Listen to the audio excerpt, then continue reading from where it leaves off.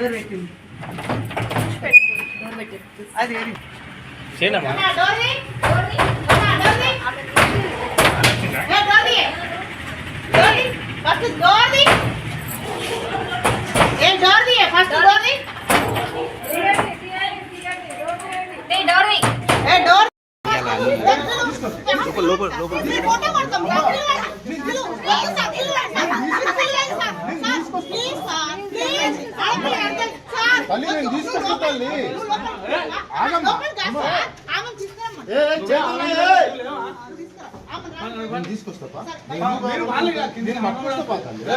అండి. ఇక్కడ సాహితి, మా భర్త పేరు అరుణ్ కుమారు.